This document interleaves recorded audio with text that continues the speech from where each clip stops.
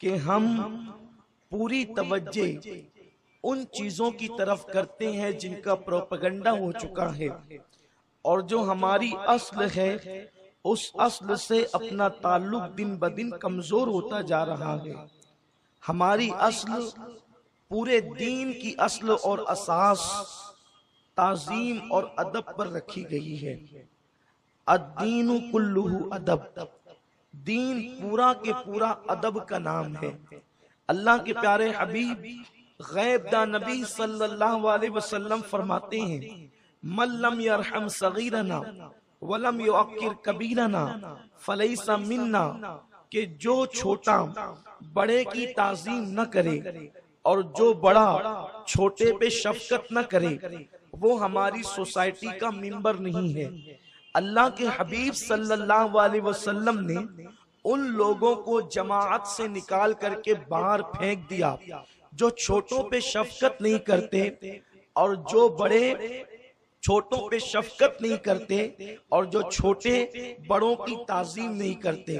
میرے پیارے آقا صلی اللہ علیہ وسلم کے پیارے دیوانوں، جسے ادب کہتے ہیں یہ مکمل اخلاق ہے، اور اخلاق کے بارے میں حضرت سیدنا بابا فرید الدین گنج شکر رضی اللہ تعالیٰ عنہ فرماتے ہیں کہ انسان یہ سوچتا ہے کہ سب سے بڑی عبادت نوافل کی کثرت ہے، سب سے بڑی عبادت اوراد و وظائف کی کثرت ہے، سب سے بڑی عبادت تلاوت قرآن کی کثرت ہے، تو بابا فرید الدین گنج شکر رضی اللہ تعالیٰ عنہ فرماتے ہیں یہ سارے کے سارے کام ایک بوڑھی عورت بھی کر سکتی ہے، ایک بڑھیا بھی یہ کام کر سکتی ہے، لیکن اخلاق اور ادب کا جو معاملہ ہے یہ تو اللہ تبارک و تعالیٰ نے جن لوگوں کو چن لیا ہے اللہ تبارک و تعالیٰ یہ ان سے کرواتا ہے۔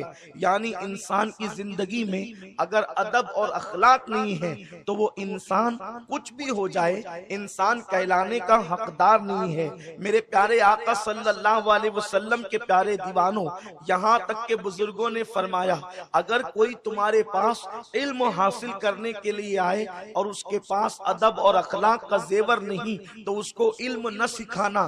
بے ادب کو علم سکھانا ایسے ہے جیسے سور کے گلے میں سونے کا ہار پہنا دینا۔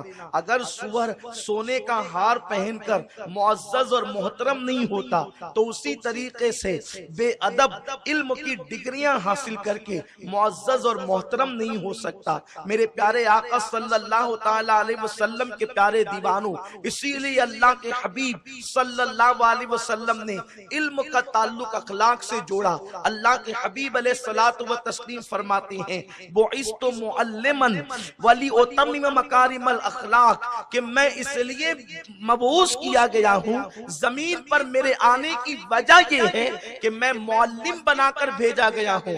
معلم کس چیز کا؟ اس لیے کہ اللہ کے حبیب علیہ الصلوۃ والتسلیم نے اپنے آپ کو معلم کہا اور اس کے بعد اپنے سبجیکٹ کا اعلان کیا۔ میں کون سا عنوان لے کر کے آیا ہوں؟ بعثت معلما، کہ میں معلم ہوں۔ کس کے معلم ہے؟ وَلِأُتَمِّمَ مَكَارِمَ الْأَخْلَاقِ، تاکہ میں اخلاق کی تکمیل کر دوں۔ یعنی میں اخلاق سکھانے کے لیے آیا ہوں، اخلاق بتانے کے لیے آیا ہوں۔ حضور علیہ الصلوۃ والتسلیم ایک سبجیکٹ لے کر کے آئے تھے، اسی کو اخلاق کہتے ہیں۔ اخلاقی کے اندر نماز بھی آتی ہے، اخلاقی میں روزہ بھی آتا ہے، اخلاقی میں حج بھی آتا ہے، اخلاقی میں زکوٰۃ بھی آتا ہے، اخلاق میں صدقہ و خیرات بھی آتا ہے۔ آپ کہیں گے اخلاق میں حج کیسے آتا ہے، اخلاق میں نماز کیسے آتی ہے؟ تو یہ نماز ادب کی ایک شکل ہے، اس لیے کہ خلیق وہ ہوتا ہے جو کسی کا حق ادا کرے، تو عبادت اللہ کا حق ہے، اس لیے جو با اخلاق ہوگا وہ اللہ کا حق ادا کرے گا۔ میرے پیارے آقا صلی اللہ تعالی علیہ وسلم کے پیارے دیوانوں، اللہ کے پیارے حبیب غیب دا نبی صلی اللہ تعالی علیہ وسلم ارشاد فرماتے ہیں کہ میزان پر سب سے بھاری نیکی اگر کوئی ہوگی تو وہ تمہارے اخلاق ہوں گے۔ جس کے اخلاق جتنے اچھے ہیں اللہ کے نزدیک وہ اتنا محترم اور اتنا بزرگ ہے۔ میرے آقا صلی اللہ علیہ وسلم کے پیارے دیوانوں، ایک بزرگ بزرگ رحمت اللہ تعالی علیہ اپنے استاد کے پاس علم سیکھنے کے لیے گئے اور انہوں نے 20 سال تک کے علم حاصل کرنے کے لیے ان کی بارگاہ میں عرضی کی، لیکن انہوں نے 18 سال تک کے ان کو اخلاق اور ادب سکھایا اور 2 سال تک کی علم سکھایا۔ وہ بزرگ اپنے بڑھاپے میں بڑی حسرت سے کہتے تھے کاش کہ وہ 2 سال بھی مجھے علم نہ سکھایا گیا ہوتا، وہ 2 سال بھی مجھے اخلاق اور ادب ہی سکھائے جاتے تو وہ میرے لیے کافی ہوتے۔ میرے پیارے آقا صلی اللہ علیہ وسلم کے پیارے دیوانوں، اخلاق مٹتے جا رہے ہیں، ادب سماج سے ختم ہوتا جا رہا ہے۔ آپ دیکھیں اللہ کے حبیب فرما رہے ہیں بُعِثْتُ مُعَلِّمًا کہ میں معلم بن کر کے آیا ہوں۔ ایک بات یہاں پر پہلے خیال کریں، ہر انسان پہلے طالب علم ہوتا ہے، اس کے بعد پڑھ لکھ کر معلم ہوتا ہے، لیکن یہ ہمارے آقا کی شان ہے، وہ زمین پر طالب علم بن کر کے نہیں آتے بلکہ معلم بن کر کے آتے ہیں، اس لیے کہ اللہ انہیں پڑھا لکھا کر کے بھیجتا ہے، کیونکہ میرا رب فرماتا ہے الرحمن علم القرآن، رحمان نے قرآن سکھایا کس کو؟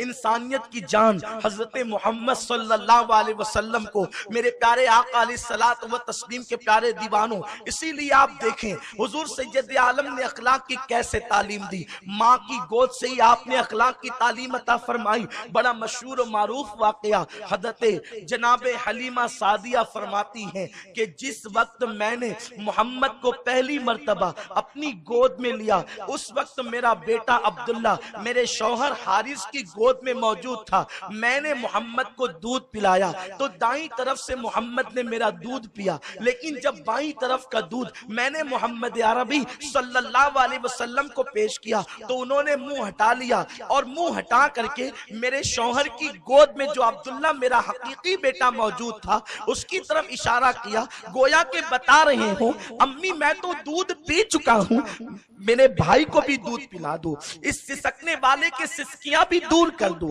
اس بھوکے کا پیٹ بھی بھر دو۔ دیکھو اللہ کے حبیب علیہ الصلوۃ والتسلیم ماں کی گود سے ہمیں اخلاق کی تعلیم دے رہے ہیں۔ اور آپ کو بتاؤں ادب سیکھنے کا آغاز پہلے دن سے ہو جاتا ہے، ادب کا آغاز پہلے دن سے ہوتا ہے جب انسان ماں کی گود میں ہوتا ہے، لیکن علم کا آغاز اس وقت سے ہوتا ہے جب انسان شعور کی منزل پر پہنچتا ہے۔ آج لوگ ایجوکیشن پر زیادہ توجہ دے رہے ہیں، اخلاق پر توجہ نہیں دے رہے۔ اخلاق پر توجہ نہ دینے کی وجہ ہے کہ آج اخبار میں ہمارے طلبہ کی بدتمیزیاں شائع ہو رہی ہیں، وجہ اخلاق نہیں پڑھایا گیا۔ اور بڑی معذرت کے ساتھ وہ کیا اخلاق پڑھائیں گے جو خود اخلاق نہ پڑھے ہوں؟ جنہوں نے خود اخلاق نہ پڑھا ہو وہ اخلاق کیا پڑھائیں گے؟ نوجوان کسی قوم کا مستقبل اور سرمایہ ہوتا ہے، اگر ہم اپنی قوم کی بیٹیوں کے برقعے لے اٹھیں تو پھر مستقبل میں ان سے کیا توقع کی جا سکتی ہے؟ ہم اپنی قوم کی بچیوں کے دوپٹے چھین لیں تو مستقبل میں ان نوجوانوں سے کیا توقع کی جا سکتی ہے؟ ایک جوان وہ بھی تھا جو علم سے پہلے اخلاق سیکھ کر کے آیا تھا اور اس کی عمر بھی کوئی زیادہ نہیں تھی، وہ 17 سال کا تھا، اس کا نام محمد ابن قاسم تھا۔ اس نے ہند کی زمین پہ 17 سال کی عمر میں قدم رکھا اور قدم رکھنے کے بعد اس نے اخلاق سے لوگوں کے دل جیتے۔ لوگ کہتے ہیں ابتدائی عمر لاؤبالی ہوتی ہے، ہم بھی کہتے ہیں لاؤبالی ہوتی ہے، لیکن لاؤبالی عمر کسی اور کی ہو سکتی ہے، مصطفیٰ جان رحمت کے غلاموں کی نہیں ہو سکتی۔ یہاں تو گود میں حالت شباب، حال شباب کچھ نہ پوچھ والا معاملہ ہوتا ہے۔ میرے پیارے آقا صلی اللہ علیہ وسلم کے پیارے دیوانوں، تاریخ پڑھو، محمد ابن قاسم کی آمد کیوں ہوئی تھی؟ ایک لڑکی کی آبرو کو بچانے کے لیے، ایک غیر مسلم بچی کی آبرو کو بچانے کے لیے محمد ابن قاسم ہند کی سرزمین پہ قدم رکھتا ہے، اور ہند کی سرزمین پر مسلمان نوجوان اپنی بہنوں کے برقعے آخری پیپر کے موقع پر چھین کے لے جاتے ہیں، یہ پورے شہر کے سر نیچا ہونے کا مقام ہے۔ اگر آج ہم نے اپنے بچوں کو اخلاقی تعلیم نہ دی، دین سے قریب نہ کیا، یہ المیہ ہمیں بتا رہا ہے، ہمیں آگاہ کر رہا ہے، اپنے بچوں کا ہاتھ پکڑ کر اسکول تک لے جانے والوں، اگر یہی حال تمہارا رہا کہ تم ہاتھ پکڑ کر اسکول تو لے جاتے ہو، ہاتھ پکڑ کر مدرسہ نہیں لے جاتے، اسی لیے یہ دن دیکھنے پڑ رہے ہیں۔ کاش کہ تم نے مصطفیٰ جان رحمت کی زندگی پہلے دکھائی ہوتی، پہلے پڑھائی ہوتی، اس کے بعد اسکول کا دروازہ دکھایا ہوتا، تو یہ دن دیکھنا نہ پڑتا۔ تمہارے جوانوں کی زندگی کو دیکھ کر لوگوں کو محمد ابن قاسم کی زندگی یاد آتی۔ جب بھی ہم نے مصطفیٰ کریم کے کردار سے بغاوت کی، ذلت اور رسوائی کے دلدل میں پڑے۔ مجھے اس پہ زیادہ کچھ کہنا نہیں، صرف آپ کی آنکھ کھولنی ہے۔ ایجوکیشن ایجوکیشن ایجوکیشن ایجوکیشن کون سا ایجوکیشن؟ دیکھو قرآن کہتا ہے، میں اپنی گفتگو کو آگے بڑھانے سے پہلے قرآن کی طرف آؤں۔ قرآن نے ایجوکیشن سے کبھی نہیں روکا، عصری علوم سے بھی کبھی نہیں روکا، بلکہ جو پہلی وحی آئی وہ پہلی وحی دینی اور دنیاوی علوم دونوں کے ساتھ آئی۔ دیکھیں پہلی وحی میرا اللہ فرماتا ہے اقرا بسم ربک الذی خلق خلق الانسان من علق۔ یہ پہلی وحی تو اتنی ہی ہے، اقرا پڑھیے، پڑھیے اپنے پڑھیے۔ اقرا کا مطلب اتنے ہوتا ہے پڑھیے، اقرا پڑھیے۔ حضور علیہ السلام کو جبریل نے 3 مرتبہ کہا اقرا، حضور نے نہیں پڑھا، بلکہ اس کا جواب حضور نے دیا ما انا بقاری، میں پڑھنے والا نہیں۔ کم نصیبی یہ کہ کچھ ناعاقبت اندیش پڑھے لکھے جاہلوں نے اس کا ترجمہ یہ کیا کہ مجھے پڑھنا نہیں آتا۔ پڑھنا نہیں آتا ایک الگ عنوان ہے، ما انا بقاری، یہ قاری کہتے پڑھنے والے کو، ما انا بقاری، میں پڑھنے والا نہیں۔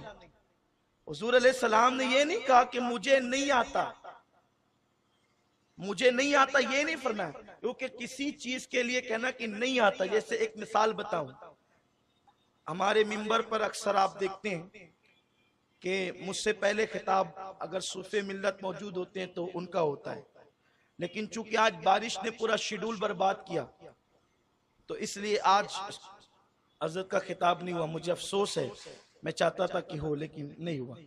تو کیا کوئی آ کر کے بیٹھنے والا یہ سوچے گا کہ صوفی صاحب کو خطاب کرنا نہیں آتا؟